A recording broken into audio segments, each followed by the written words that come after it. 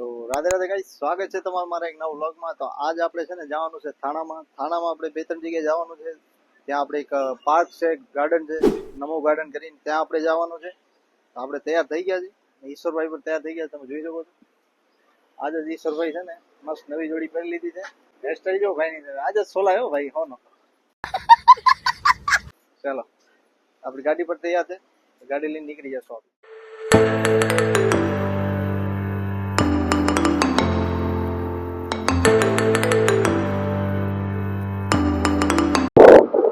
તો આપણે આપણા દોસ્તારને પણ ફોન કર્યો હતો, તો એ પણ કહે છે કે આપણે હાલવું છે। તો આપણે પેલા દોસ્તારની પાસે ત્યાં જાશું, ત્યાંથી પછી આપણે બધા ભેગા થઈને ત્યાં ગાર્ડનમાં જાશું।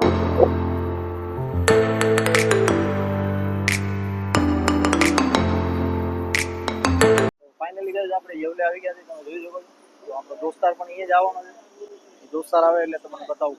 A few moments later. Finally guys આપણા મિત્ર આવી ગયા છે, તમે જોઈ શકો છો। લાઈટ વાળી ગાડી લઈને આવ્યા છે।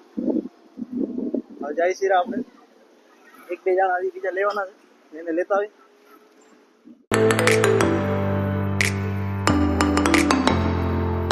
તો ફાઇનલી ગાઈસ આપણે આવી ગયા છીએ આપણા દોસ્તારોને લેવા માટે। તો શ્યામભાઈ જાય છે અંદર, તો એમને લઈ આવશે હમણાં થોડીક વારમાં બારે।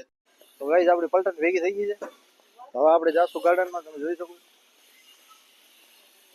આપણે અત્યારથી વાગલે સ્ટેટમાં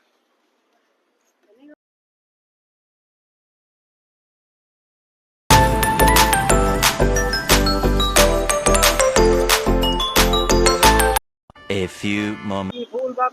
ત્યાં તો એક કાર વાળા ભાઈ એક્ટિવાને મોરે મોરી દઈ દીધી હો।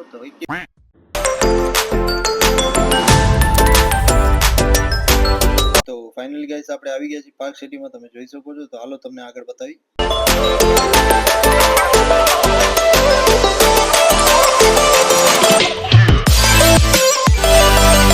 તો આ છે અહીંયા ટિકિટનો પ્રાઇસ, તમે વિડીયોને પાઉઝ કરીને જોઈ શકો છો। તો આપણે પણ બધા માટે ટિકિટ લઈ લીધી હતી, અને હવે આપણે જાશું અંદર ગાર્ડનમાં। ત્યાં આપણે તમને જઈને બતાવશું, બધી લોકેશન તમને બતાવશું, એક જે તમારે જોયા લાયક હશે, જ્યાં ફોટો પાડવાની તમને મજા આવે, તો તમને બધી જગ્યાએ આપણે એક્સપ્લોર કરશું।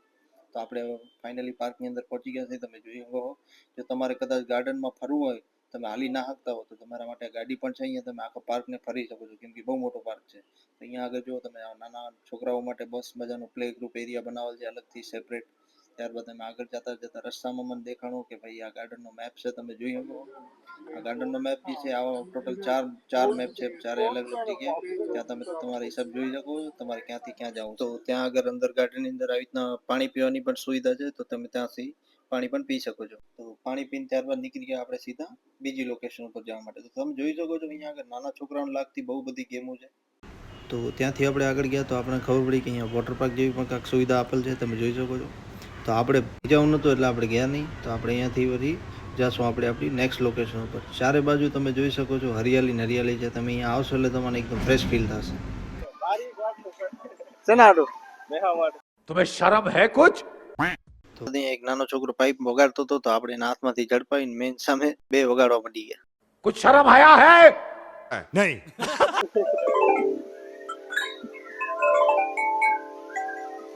कौन है ये लोग? कहाँ से आते हैं? ઈશ્વર કે હું રહી ગયા, ઈશ્વર વગાડવા માંડી। મોહનભાઈ અમારા બે માંથી નવા આયા, નવાઈ લાગે જો। कोई तरीका? ત્યારબાદ ત્યાંથી નીકળી ગયા આપણે પાછી નેક્સ્ટ લોકેશને જવા માટે। તો હવે આપણે આગળ જશું, તમે જોઈ શકો છો। અહીંયા આટલો બધો ઘાસ જોઈને મને તેમ થાય છે કે હું મારી ભેહો લઈ આવું અહીંયા ભેહોને ચરાવું, અને અહીંયા ભેહો જો તરાવ પણ છે મસ્ત, ભેહો પાણી પણ પી લે, નાઈ પણ લે અહીંયા। શું કેવું સામજીભાઈ તમારું? બરાબર ને? તારી મારી બેન ભેહો લઈ આવ, તબેલો ખોલશો અહીંયા આપણે એક બીજ ચરાય તો ન કરે। बस हवा निकल गई। તો આપણે ત્યાં પાર્કના થોડાક શોર્ટ્સ લીધા છે, તો તમે જોઈ લો કેવા છે, કમેન્ટ કરીને જરૂરથી જણાવજો।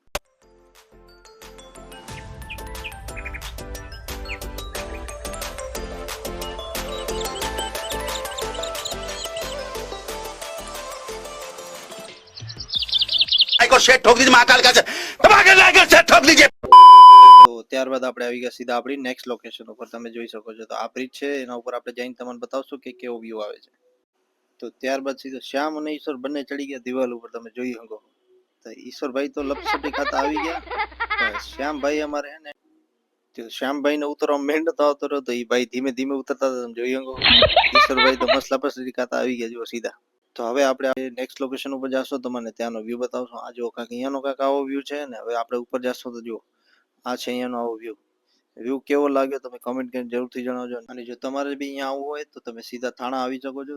થાણા આવ્યા બાદ તમે ગૂગલ મેપમાં સર્ચ મારજો નમો ગાર્ડન તો તમને સીધી લોકેશન મળી જશે. પછી અમારા સામજીભાઈ થઈ ગયા તરસ્યા. તો ફાઇનલી આપણે સામજીભાઈને પાણી પીવડાવી દીધું. ત્યારબાદ નીકળી ગયા આપણે આપણી નેક્સ્ટ લોકેશન ઉપર જવા માટે. ત્યારબાદ આપણે આવી ગયા ચક્કર આગળ તમે જોઈ શકો છો. તો આ ચક્કર આગળ અમારે ફોટો પાડવો હતો તો મેળ નતો આવતો તો લાસ્ટમાં અમે આવી રીતના કંઈક ફોટો પડાવી લીધો આખો ગ્રુપનો. અચ્છા.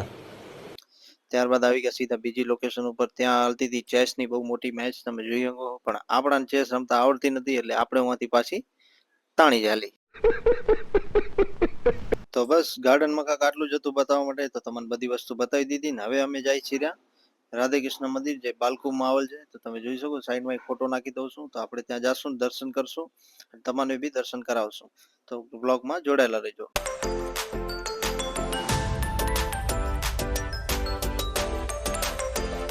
તો ફાઇનલી ગાઈઝ આપણે પહોંચી ગયા છીએ રાધે કૃષ્ણ મંદિર તમે જોઈ શકો છો. તો અહીંયા આગળ આપણે ચપ્પલ ઉતારીને સીધા અંદર મંદિરમાં જશું. તો ત્યાં આગળ આપણે પહોંચી ગયા. તો દર્શન કરવામાં આજ બહુ ભીડ હતી કેમ કે આજ છે સન્ડે. તો તમે જોઈ શકો છો ભીડ બહુ જ છે. તો આપણે ફાઇનલી આપણાને દર્શન થઈ ગયા અને તમને પણ દર્શન કરાવી નાખું છું. તો તમે પણ કરી લ્યો દર્શન. તો ત્યારબાદ કંઈક આ બારીના મંદિરનો આવો વ્યૂ છે. તો એ મેં કીધું તમને બતાવી દઉં. ત્યારબાદ આપણે નીકળી ગયા સીધું નાસ્તો કરવા. તો નાસ્તામાં આપણે બટાટા ભજી પાવ લઈ લીધા. પછી આપણે આવી ગયા શેરડીનો રસ પીવા માટે કેમ કે गन्ने का जूस बड़ा गिलास 20 रुपए का इधर चले आइए हमारी जूस वाली गाड़ी के पास. શેરડીનો રસ પી લીધો ને ડાયરેક્ટ આવી ગયા આપણે સીધા અમૃતતુલ્ય ચાય પીવા માટે કેમ કે